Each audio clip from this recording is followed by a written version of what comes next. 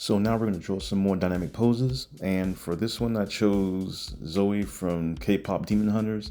I saw a bunch of different poses of this on Pinterest, and I've never seen the show or the movie before, even though people have been telling me that it's pretty good, and it's by the creators of the Spider-Man Into the Spider-Verse, so I may check it out eventually.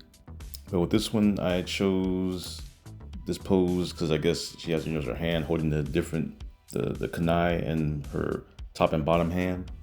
And so typically I started the pose out as usual, where I start out with the head and work my way down to the chest area and down to the waist.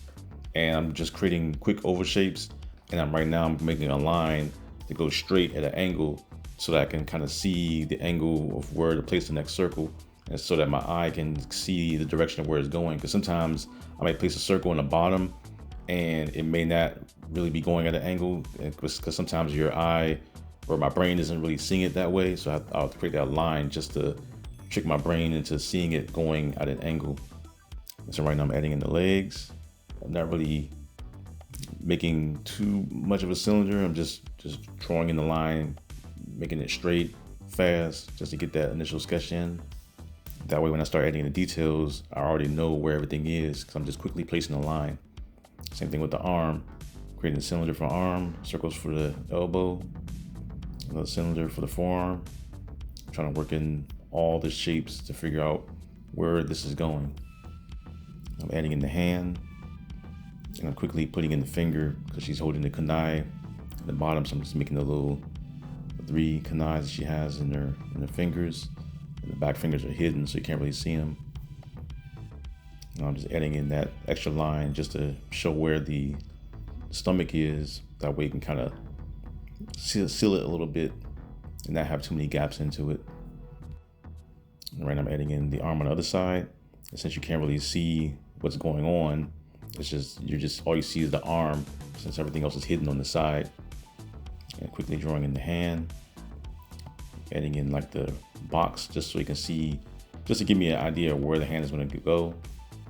Because sometimes I don't like to draw the hands right away. Sometimes I'll just draw the box where the hand is, and I'll later go back to it and start to rough out the shapes of the hand.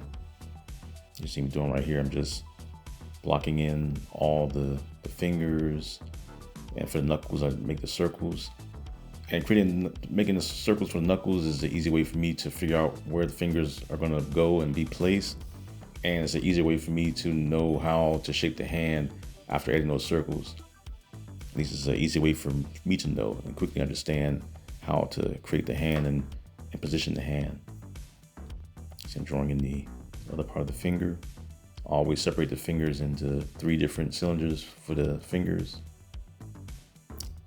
I'm making the little, I guess like a piece of cloth that's hanging on it. And I'm just quickly drawing in the kunai. There's like 3 of them. I don't know, is either 3 of them or they're together, I don't know. Maybe I'll know when I see the show. Just quickly adding them in. That way I can kind of know where to place all the fingers on the rest of it.